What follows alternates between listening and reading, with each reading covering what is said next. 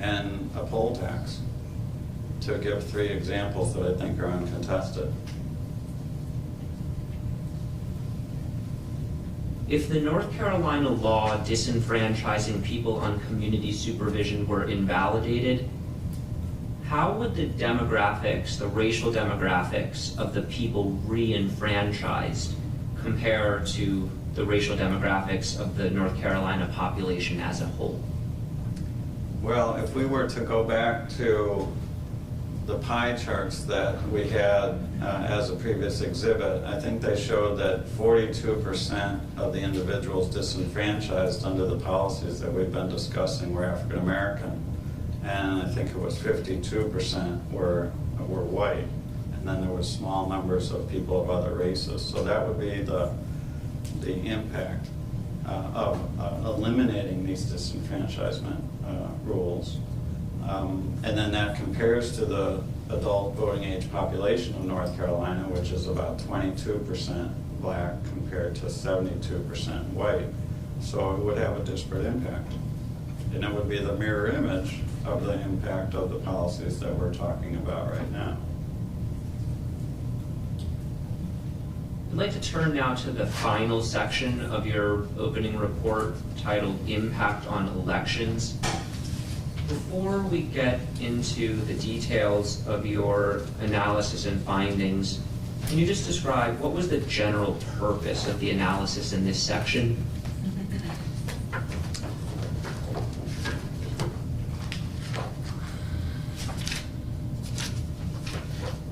And just to orient people, Dr. Baumgartner's report is Plaintiff's Exhibit 1, and this section begins on page 26 of the report.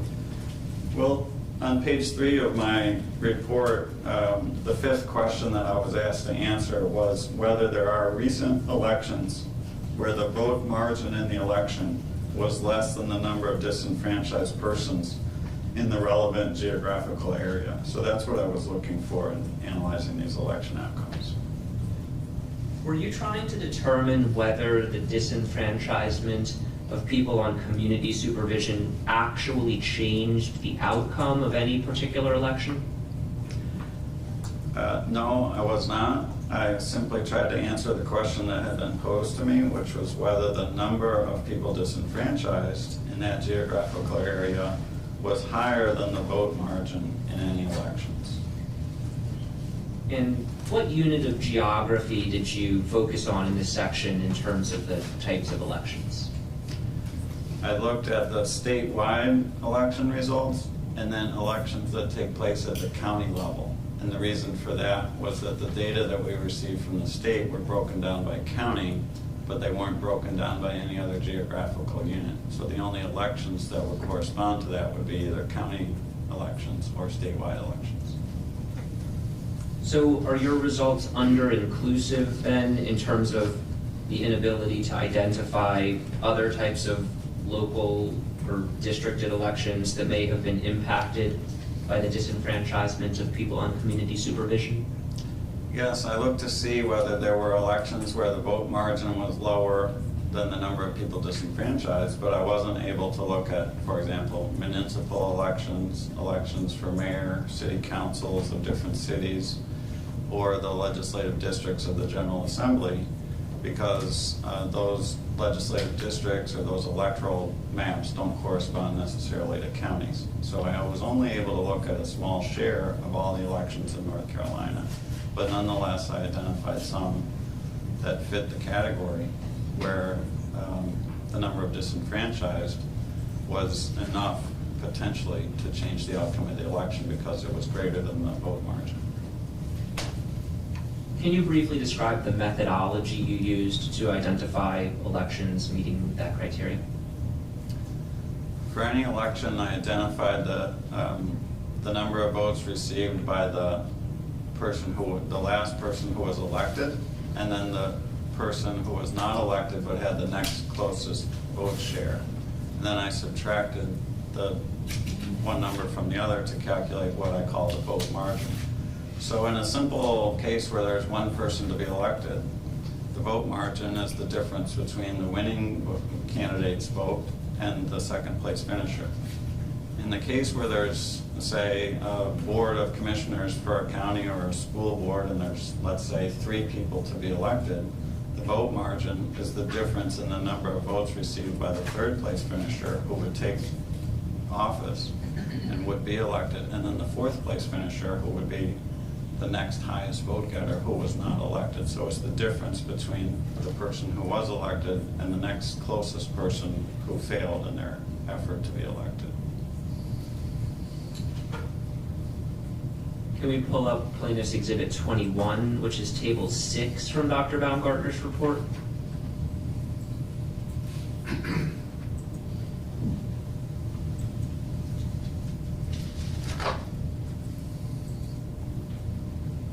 What do the elections listed in this table represent? These are the countywide elections in 2018 with vote margins less than the number of disenfranchised individuals in that corresponding county. And how many countywide elections in 2018 met that criteria? They're all listed here on the table, and I believe the number is 16. Okay, let's walk through this table using the first row as an example. What's that listed in the first column? Well, you can see there it's the Allegheny County Board of Commissioners. There were 3 seats to be filled, and therefore the difference in the vote margin would be the difference in votes received by the 3rd place finisher, who would take their place as a member of the Allegheny County Board of Commissioners, and the 4th place finisher, who would not be elected to office. That vote margin is shown in the next column, and that's 6 votes in this particular example.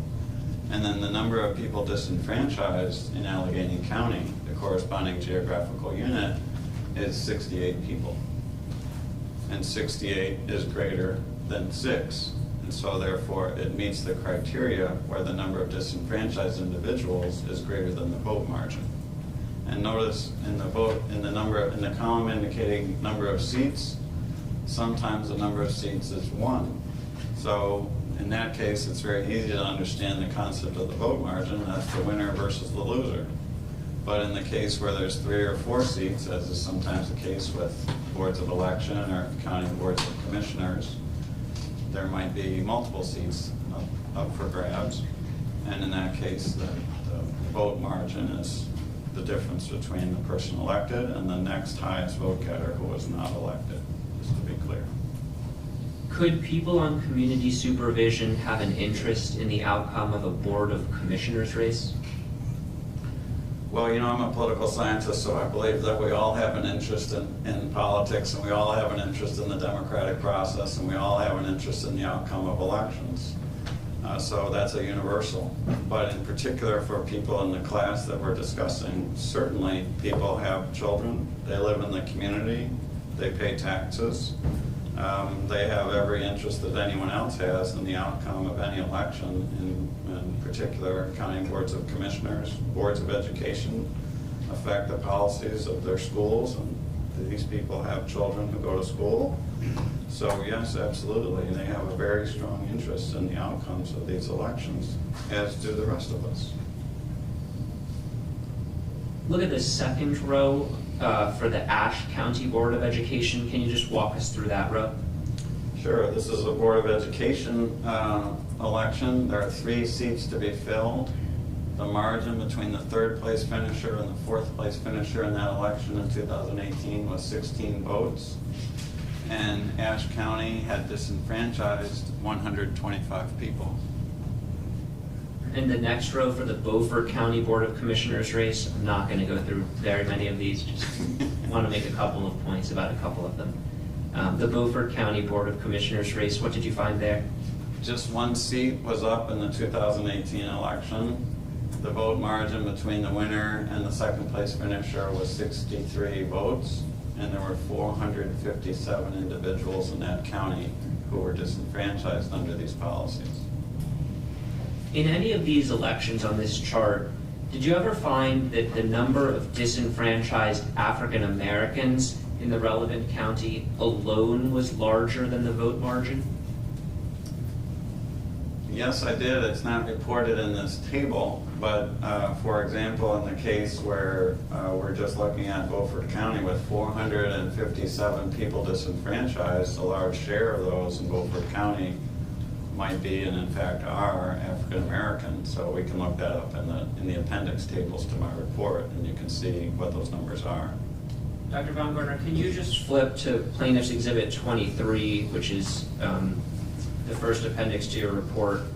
We don't need to pull it up on the screen, but if you could just tell us how many black people are disenfranchised in Beaufort County, where the 2018 Board of Commissioners race was decided by 63 votes. How many black people disenfranchised there? Sure, I'm looking at Appendix Table A1, Beaufort County, and then under black, number disenfranchised, 235. So this is an example where the number of black people disenfranchised in the county alone exceeded the vote margin in this election. Well, it exceeded the vote margin by a factor of 5. Back on Exhibit 21 on the screen, let's look at the Columbus County Sheriff's race. How did the vote margin in that race compare to the total number of disenfranchised people in Columbus County? Well, in a sheriff's race, there's just one seat up for grabs, so the difference between the winner and the second place finisher here was 43 votes. And the number of people disenfranchised in that county was 328. And if you could just look at your copy of the appendix table to your report, how did the vote margin of 43 votes in that sheriff's race compare to the number of African Americans disenfranchised in Columbus County? Well, in Columbus County, 145 blacks are disenfranchised, according to Table A1. So that's over 3 times the vote margin in the sheriff's race in 2018? That's right. Do people on community supervision have an interest in the outcome of a sheriff's race? Well, as I mentioned, I think we all have an interest in every race. Democracy matters.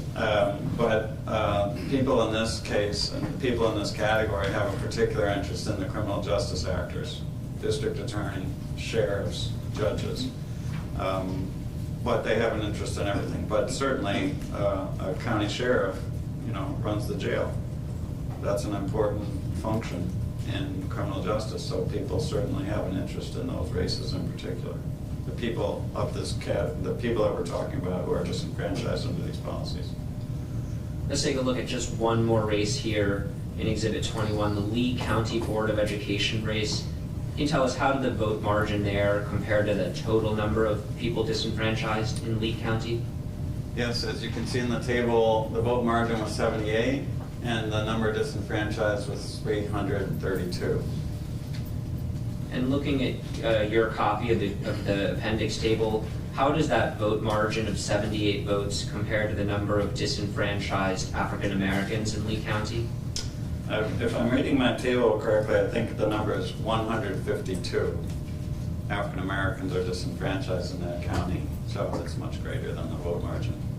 It's about double the vote margin. Correct. Okay. Sticking on Exhibit 21 on the screen, were all of the races listed in this table partisan elections? No, not all of them were partisan elections. Do you recall which races were nonpartisan? And I can direct you to page 6 of your reply report, which is Plaintiff's Exhibit 25, if that helps refresh.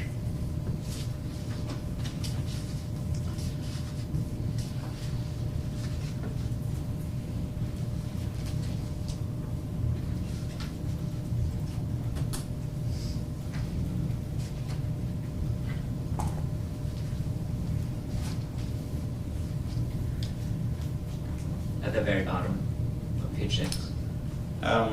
In my report, I indicate that the Ashe County Board of Elections and the Mitchell County Board of Elections, I believe, are nonpartisan elections.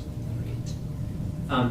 Do you recall the portion of Dr. Callinan's expert report where he predicted how the races in this table would have been impacted if not for the disenfranchisement of people on community supervision? I do. And what data did Dr. Callanan use to make those predictions? Well, he used some outdated information about party registrations. Was that registration data of disenfranchised individuals before they were convicted? Yes, it was. Did he use party registration data to predict the voting patterns of disenfranchised people in the non-partisan elections listed in your Table 6 here? Yes, he did.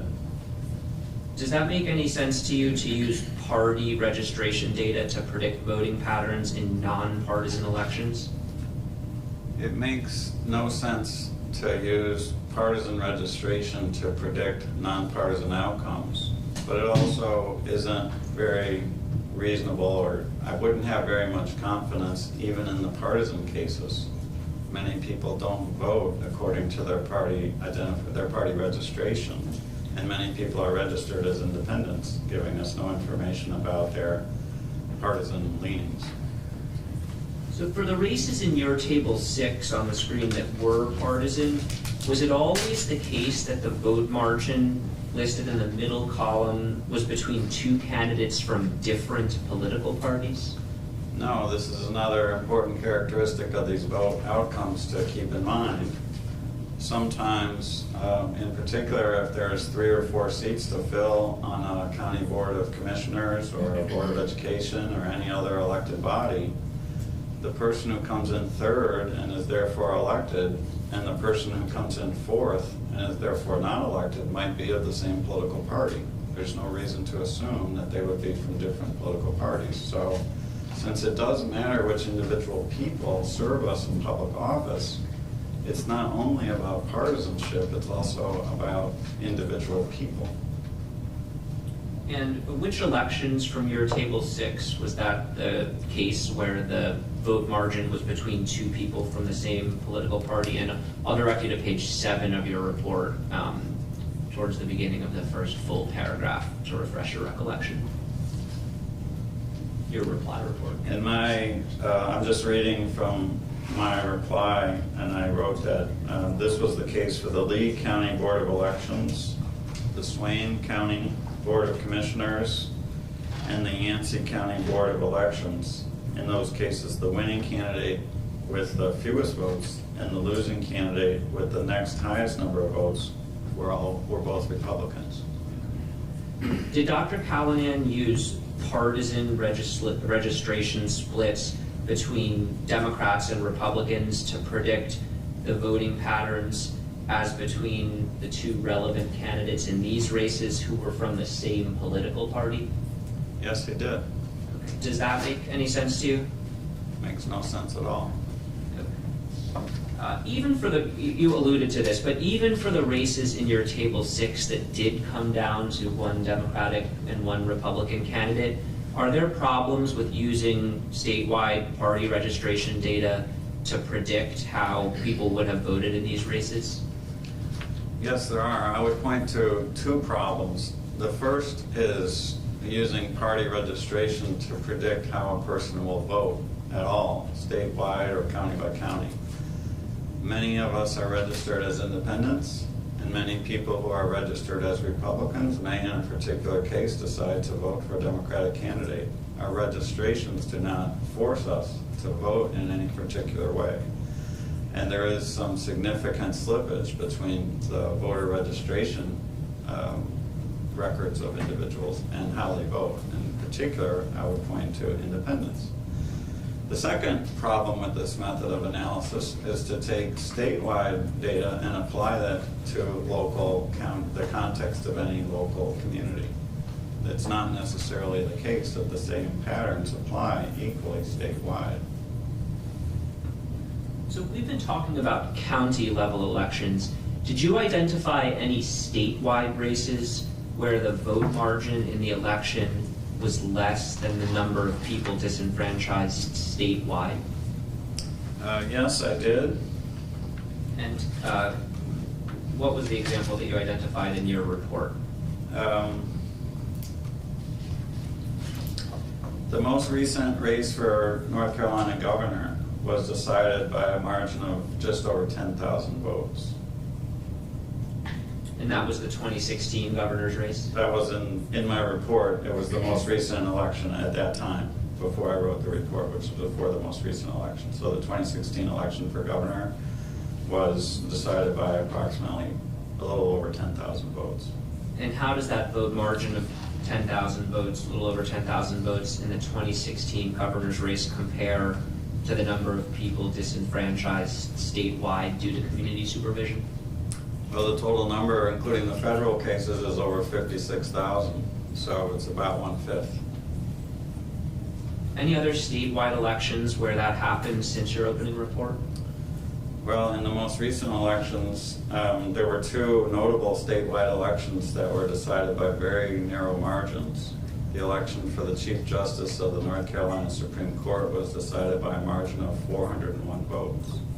And the statewide election for Attorney General was decided also by a narrow margin, less than the number of people disenfranchised. Can you pull up Plaintiff's Exhibit 22, which is Table 7 from Dr. Baumgartner's report?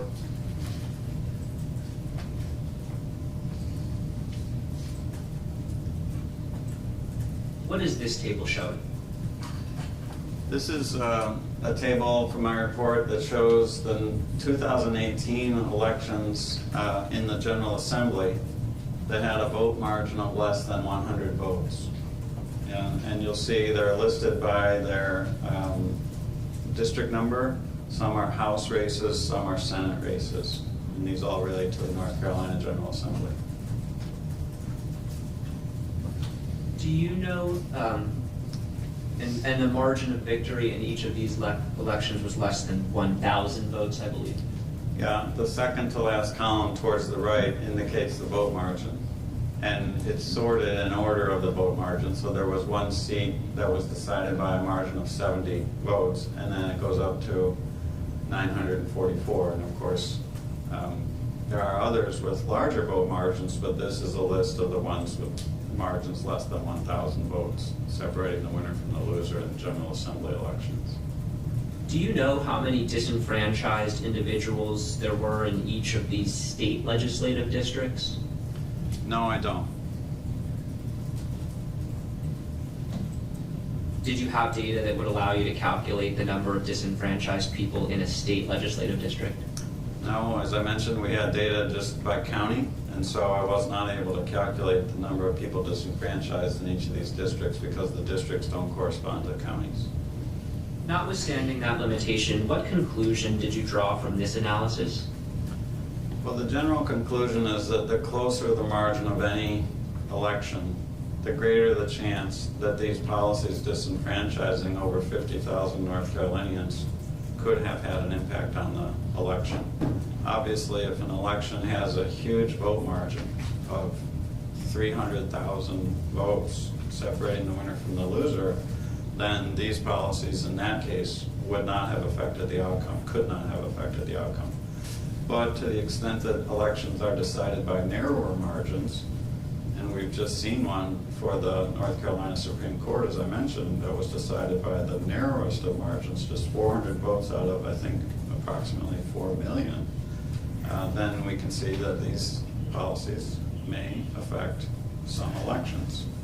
In this case, I don't know which ones in particular, but I'm pointing out there that there are some state legislative elections that are decided by some pretty narrow margins, less than 1,000 votes. Thank you, Dr. Baumgartner. No further questions. Thank you, Your Honor. Dr. Baumgartner, can you hear me? Yes, I can. My name is Orlando Rodriguez. I'm going to ask you some questions on cross-examination. Thank you for your time here today. I want to go back to the top of your testimony from earlier this morning. You testified, I believe, that you were engaged to offer testimony with regard to 5 specific areas. Is that right? That's correct. And Mr. Jones questioned you about several of those, and I just want to highlight 3 of them that I think might be pertinent for our discussions, and if you could just correct me if I state any of these questions wrong. The first question was the number of persons on probation or post-release supervision who are currently disenfranchised. Does that sound about right? Yes. The second question is with regard to the racial demographics of persons on probation or. Am I going too fast? Second question is the racial demographics of persons on probation or post-release supervision who are currently disenfranchised. Did I state that one correctly as well? Yes, at both the statewide and the county levels. Okay. And then the third question that I want to discuss with you here today that I believe is relevant is the matter you were just discussing, which is the recent elections where the vote margin was less than the number of disenfranchised persons in a relevant geographic area. Is that a fair summary of that question? Yes. So I'm going to stick with that, with those three in mind. And before we get into that, it's true that your report, your expert report, the combination of the two, the rebuttal report and as well as your opening report, is not offering any opinions beyond the 5 matters that you were asked to address. Is that right? I believe that that's right. I hope that that's right. That was my intent.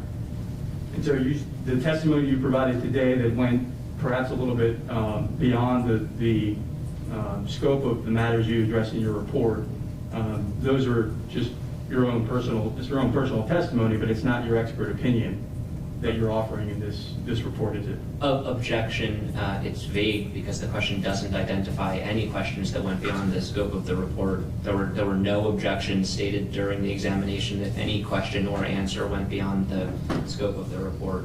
Okay, I'll ask you this way then. I can withdraw. It can be sustained, but if you want to rephrase. Sure.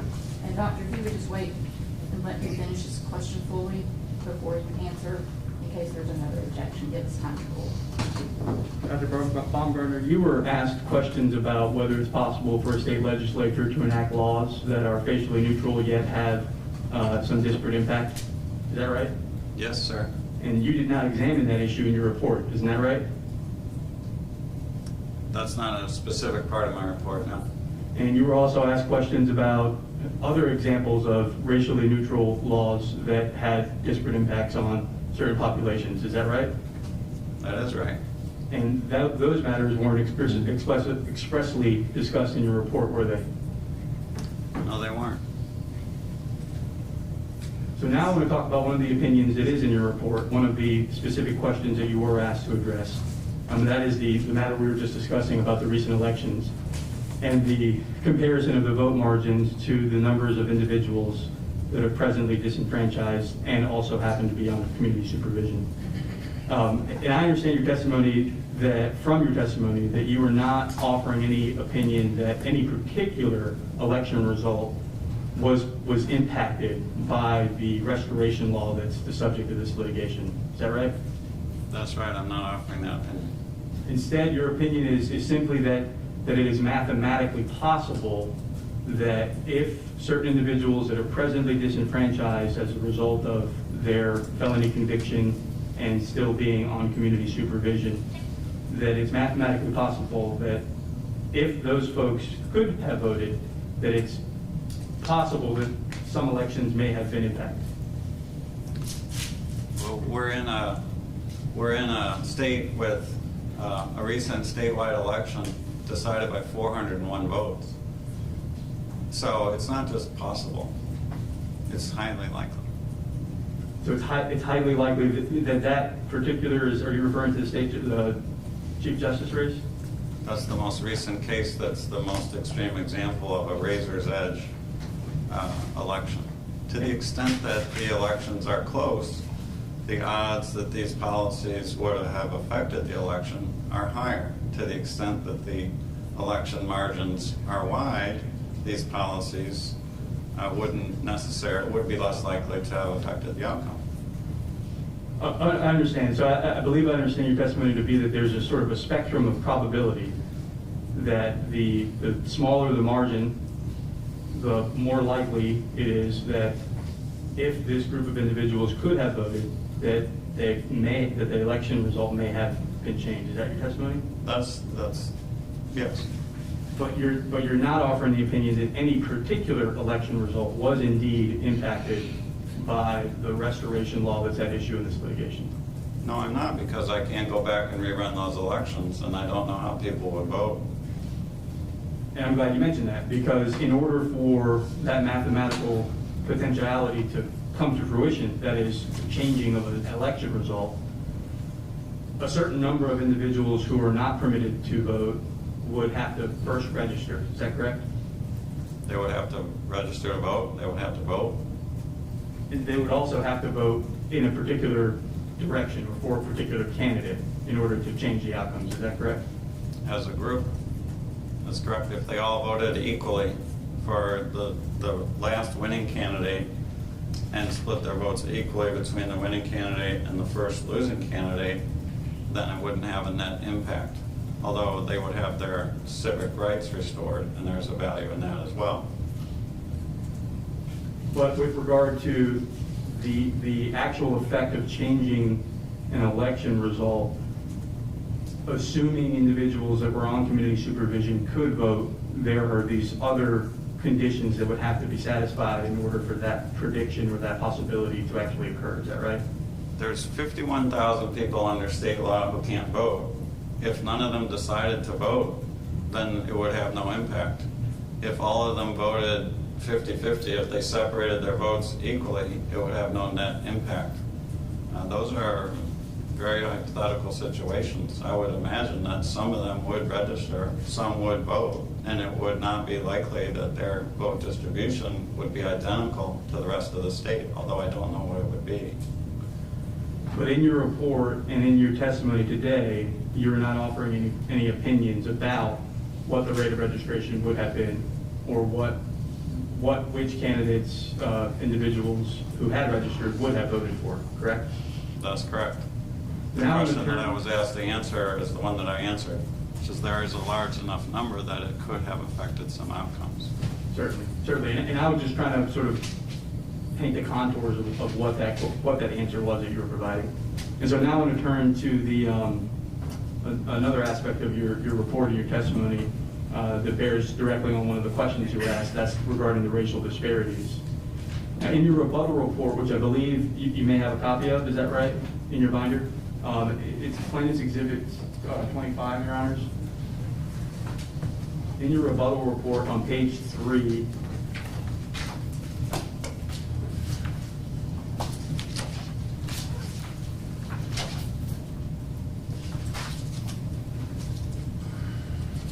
in the, so you see that language there, what is a disparity in bold? Yeah, the second full paragraph on page 3. Correct. And now if you can drop down to the third full paragraph on page 3. You write there, don't you, that the racial disparities in post-release supervision and probation-related felon disenfranchisement are certainly related to a person's status as a felon. Isn't that right? That is what I wrote. And it is your understanding, is it not, Doctor, that the source of disenfranchisement is the North Carolina State Constitution? Objection calls for a legal conclusion. He's not offered as a lawyer. I believe the question just directly called for a legal conclusion about the impact of the North Carolina Constitution. Did you want to be heard? Oh, yes.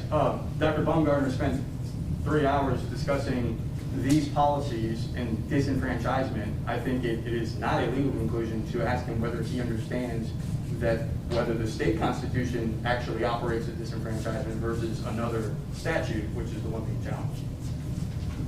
Objections overruled. You can answer, Doctor. Could you restate the question, please? Sure. Is it your understanding that the source of, I'll ask it this way to now listen to another objection. Are you aware that the North Carolina Constitution has a provision that disenfranchises individuals following the conviction of a felony? No, I wasn't aware of that. We're not aware of that. Are you aware of the statute that's actually being challenged in this litigation? I understand that there is a statute that's being challenged. You don't happen to know the name or the number of that statute? No, sir, I don't know the number of the statute, and I haven't read the relevant provision of the Constitution. Okay, and then I of assume... North Carolina. Sorry, I didn't mean to interrupt.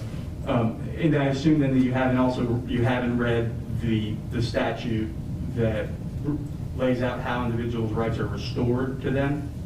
That's correct. I have not read that. My report is a statistical report about the disparate impact and I haven't offered, and I really find it confusing sometimes to read laws.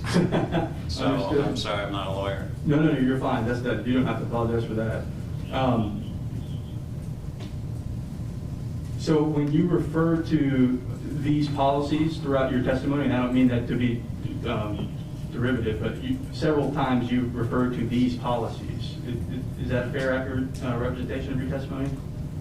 I have referred to the policies that disenfranchise people for probation and post-release supervision, so that was what I was referring to, the class of people that fall into the category of those who are disenfranchised for these reasons.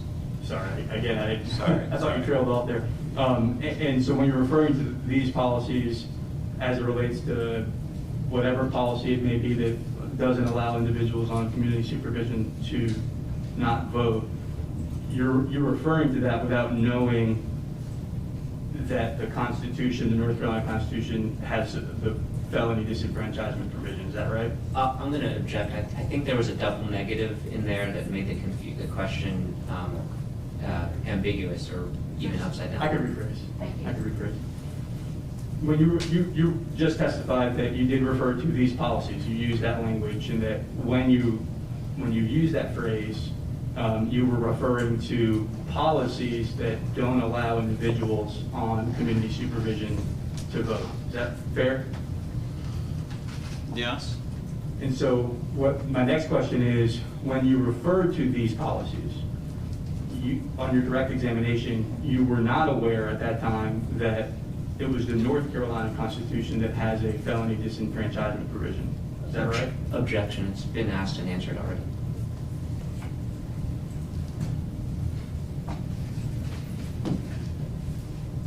Overall, you can answer that, it's yes or no. When I analyzed these policies, I was given 2 spreadsheets. And my understanding is that the spreadsheets correspond to the categories of people who are disenfranchised by the state of North Carolina for some reason. I haven't delved into the reasons. I've simply analyzed the data that were provided to me. Thank you for that answer, sir. Same page, next sentence. You're right there. However, it is also clear that declaring a person to be a felon is a state action, and that classification applies more commonly to one group of the population than to another due to systemic biases in the criminal justice system. Did I read that correctly? Yes, you did. So then, and I don't think this would be a stretch, but please correct me if I'm wrong, based on that sentence and some of your earlier testimony on direct examination, would it be a fair statement to say that the population of individuals in North Carolina that have been convicted of felonies in state court is disproportionately African American?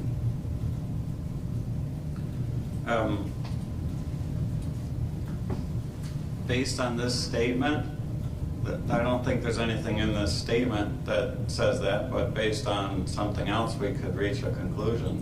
Are you saying, should I reach that conclusion from this sentence right here? No, that wasn't the purpose of my question, so maybe I could strike it and ask a new one. Would you agree that the population of people convicted of felonies, let me ask it this way. Is the felon population in North Carolina, does it have a distinct racialization or racial composition?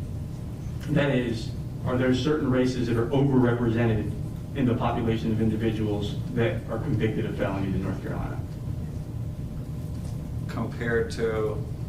Their share of the population. I'm going to object it ambiguous. I'm having a hard time following what's being requested. I can ask it a different way. If you restate, please. Sure. So what I'm asking about here is what the proportionality is from a racial demographic perspective of the population of people that are convicted of felonies in North Carolina.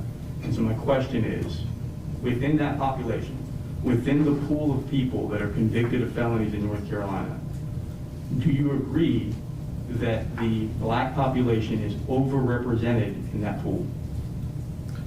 Well, for This analysis, I haven't been provided with information about the total number of people convicted of felonies in North Carolina, so it's difficult for me to answer how that percentage would compare to the percentage of the total population. Certainly, and I wasn't asking for specific percentages. I'm just asking as a general matter.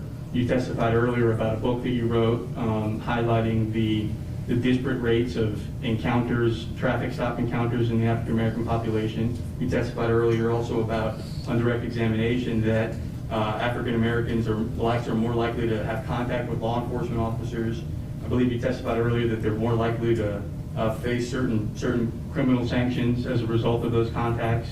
And so, in your report, you mentioned systemic biases in the criminal justice system, and you say that the classification of felon clearly applies to one group more than another. So my question to you is, as a general matter, is the black population overrepresented in the pool of people that are convicted of felonies in North Carolina? Well, my report that you quoted on page 3 indicates it is also clear that declaring a person to be a felon is a state action, and that classification applies more commonly to one group of the population than to another. And so I think that I would think that has already answered your question. I'm not sure what more I can say. I don't have a list of all the felony convictions in the state of North Carolina. Okay, so I'll ask this question then. So, and that classification applies more commonly to one group of the population than another. What's the one group that it applies more commonly to? It applies more commonly to African Americans than to whites.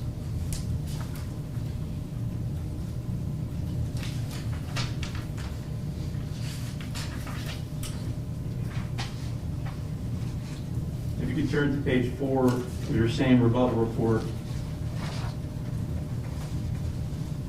the beginning of the last paragraph, you write there that felony disenfranchisement, therefore, is the very definition of a racially disparate impact of a public policy, one that applies to all, but which statistically is more likely to affect one than another.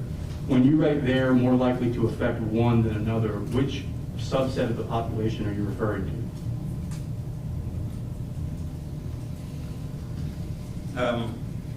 This is a generic statement that applies to 2 hypothetical categories. Which categories are those? Any 2 categories that it applies to. It applies statistically it applies facially to all racial categories, but it affects one more than another. That's the definition of a racially neutral policy on its face, but a racially disparate policy based on its impacts. That's the definition of such a thing. And the policy that you were using to drive that explanation there, isn't it felony disenfranchisement, which is how that sentence begins? That is the sentence, but I think that I'm referring there to the previous paragraph in my report that's referring to a book that I published relating to traffic stops and the outcome of traffic stops. There, I'd be happy to describe in detail about that. There's very strong racial disparities in the traffic stop encounters that I analyzed in detail, and I'm drawing conclusions from those analyses. Sure. I didn't analyze, and I don't have access to data about all felony convictions in North Carolina. Sure, and that was not the question you were asked, but it's the question that I'm trying to see what your thoughts are on it. And would you, if you had to guess or predict or offer an opinion off the cuff without relying on data, would you guess that the African American population is more likely to be convicted of a felony in North Carolina than a member of the white population? Objection. The question, would you guess, is calling for speculation. I can rephrase it. Dr. Baumgartner, you are a very experienced and well-renowned expert in public policy, political science, criminal justice, and several other areas. Is that not right? Well, it's hard for me to agree, but I won't disagree. And you have studied the North Carolina criminal justice system to some extent. I have Is that to some right? extent. So based on your experience, your teaching, your academic efforts, what is your opinion, if you have one, about whether it is more likely for an African-American male to be convicted of a felony in North Carolina than a white male? I can be very specific about that. Please. Recently on our campus, several members of Alpha, Beta, Theta fraternity, I can't remember the name because I wasn't a fraternity member, were convicted of running over $1 million of cocaine through their campus houses, right off campus, in the fraternity courts and at the UNC campus. There were similar rings at the Duke campus and at App State. A federal drug enforcement agency investigation finally broke those rings, and our county sheriff, announcing the arrests, apologized for arresting these young fraternity brothers. And I think he wanted to make clear that he was not investigating the frat houses. It came through a federal investigation of a major drug dealer in Los Angeles, and it just so happened to lead to those young individuals who moved $1 million of cocaine through the UNC campus. They were eventually arrested. They were white, and they committed a felony. So there's two parts to being arrested for a felony. There's commission of the act, and there's law enforcement deciding to bring you to justice. This was a very unusual situation to see some fraternity brothers arrested for cocaine distribution. But it happened right on my campus just last year. I'm not sure what you want to make of that. There's two parts to being arrested for a felony: committing the act and coming to the police's attention. My research has shown over and over again that African American men are much more likely to come to the attention of police. I don't know whether they're more likely to commit felonies than white men or white women. Many people use drugs, and in our state, that's a felony. And I apologize, I didn't mean to say, I don't know if I did say more likely to commit. I said be convicted of felonies. I don't believe that's what you said, I'm sorry. Okay, well then I'll rephrase the question. Based on your professional experience and background, is an African-American male in North Carolina more likely to be convicted of a felony than a white male in North Carolina? That was my original question. I apologize if I misspoke. More likely, I'm not sure, could you restate the question? Because Sure. To say more likely, to me, suggests something like if they commit the crime, they're more likely to be convicted, or they're more likely to engage in the behavior. And as I said, I don't know who's engaging in the behaviors. Well, would you agree that the ultimate conviction of a crime, it follows obviously the commission, potentially follows the commission of a crime, coming to the attention of law enforcement, prosecutors, charging decision, and other factors go into the ultimate conviction. Is that a fair assessment? Certainly, many factors go into the final outcome of a felony conviction, one of which is the action, and then all the rest of them are behaviors of the law enforcement and criminal justice community. And if you were provided data to analyze data, looking at as a share of the population, whether white men were more or less likely than their black counterparts to ultimately be convicted of crimes, of felonies, not committing them, but ultimately be convicted of them, what would your assessment of that, what would your prediction of that be as a scholar? Objection. Is the question, if you were provided data that you haven't been provided, what would your conclusion be based on the data you don't have? Yeah, I believe that was my question. I can rephrase if Mr. Jones doesn't like it. Well, the objection sustained to that question, so if you want to try to rephrase, Sure. you know. Dr. Baumgartner, based on your extensive experience in research and time in the criminal justice area in North Carolina, do you have an opinion about whether African-American men are more likely to be convicted of felonies than white men? I'll object. I think that question was asked and answered, and it's also ambiguous based on the prior answer as to what more likely means. We're overruling, and Dr. Baumgartner, you may answer if you know. I hate to say this, but could you restate the question? Because the part about more likely is what's causing me not to really be able to clearly answer your question. Right, so I would assume that you're familiar with forecasting models, using data, churning data, coming up with models to predict factors that may contribute to one outcome versus another. Yes. That is an endeavor that I've never tried. So I'm not a statistician, not a political science expert. I would presume that given your background and expertise, if you were given sufficient data sets, you could try to come up with some sort of models that would attempt to provide those sort of predictors. Is that fair? Yes, I certainly could. And my question is, if that were to have happened, if that happened, what is your sense of what those predictors would yield? I'm going to object. I think it's the same question that was asked before. If you were given data you don't have, what would your conclusion from that data be? Our objection is the same. But you don't need to answer. I'll withdraw the question. I'll move on.